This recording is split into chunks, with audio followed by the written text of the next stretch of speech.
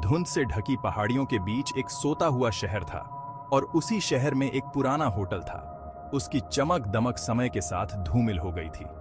स्थानीय लोग उसकी दीवारों के पीछे होने वाली अजीब घटनाओं के बारे में फुसफुसाते थे, खास तौर पर रूम नंबर 13 के बारे में। कहते थे कि उस कमरे में एक भूत रहता है, एक आत्मा जो एक भूली हुई त्रासदी का बदला लेना चाहती है। जैसे ही घड़ी ने आधी रात को 12 बजाया, मार्क नाम का एक थक्का हुआ यात्री और उसके दोस्त होटल पहुंचे। उन्होंने किंवदंतियां तो सुनी थीं, लेकिन उन्हें अंधविश्वास समझकर नकार दिया था। लॉबी में लोगों की गूंजती हुई आवाजें गूंज रही थीं, लेकिन उन्हें रूम नंबर 13 के अस्तित्व का अंदाजा नहीं था। होटल का क्लर्क, एक बूढ़ा आदमी जो थोड़ा संशयी किस्म का था, उनका स्वागत करता है। मार्क ने कमरे के लिए पूछा और किस्मत देखिए, बस रूम नंबर 13 ही खाली था। क्लर्क थोड़ा हिचकिचाया, लेकिन फिर चाबी दे दी। साथ ही उन्हें चेतावनी भी दी कि अगर कोई अजीब आवाजें सुनाई दें तो अनदेखा कर देना। मार्क और उसके दोस्तों ने एक धुंधले से गलियारे के आखिर में रूम नंबर 13 को पाया। जैसे ही उन्होंने दरवाजे के पास पहुंचे, वो अपने आप ही खुल गया। अंदर हवा ठंडी थी और दीवारों पर परछाइयां अजीब तरीके से नाच रही थीं। मार्क ने अपनी बेचैनी को नजरअंदाज कर दिया और सोचा कि ये इस पुराने होटल का आकर्षण है। जिज्ञासा ने जल्द ही उन पर हावी हो गई। उन्होंने किसी भी आत्मा से बात करने के लिए प्लांचेट का इस्तेमाल करने का फैसला किया। धुंधली रोशनी वाले कमरे में मोमबत्तियां टिमटिमा रही थीं जब उन्होंने अपनी उंगलियां प्लांचेट पर रखीं, जो किसी अनजान शक्ति को बुलावा दे रही थीं।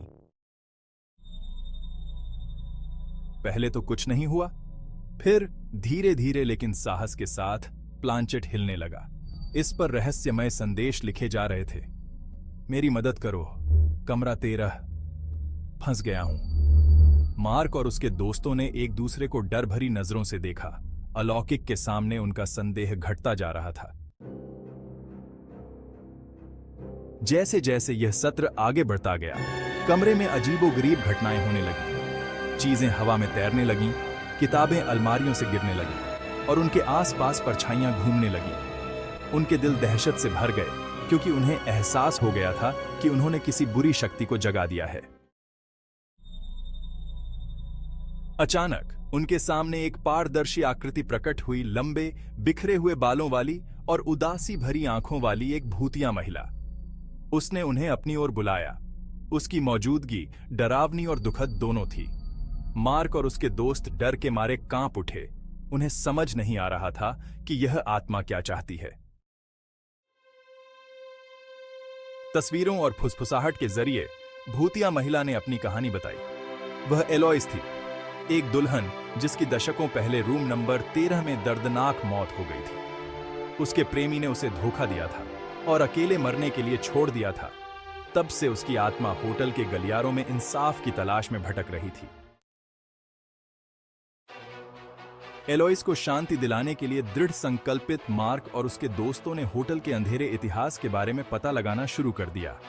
उन्हें एक दुष्ट शक्ति का पता चला, होटल के मालिक की लालची आत्मा, जो अपने पापों के कारण इस दुनिया में फंसी हुई थी।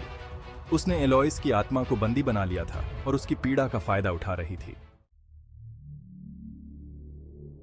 नए साहस से भरे हुए मार्क और उसके दोस्तों ने उस दुष्ट आत्मा का सामना किया। प्रकाश और प्रेम के एक अनुष्ठान के साथ उन्होंने उसे रूम नंबर 13 से भगा दिया और आखिरकार एलोइस की आत्मा को आजाद कर दिया। जैसे ही होटल चमकदार रोशनी से भर गया, एलोइस ने उनका शुक्रिया अदा किया और शांति से स्वर्ग सिधार गई।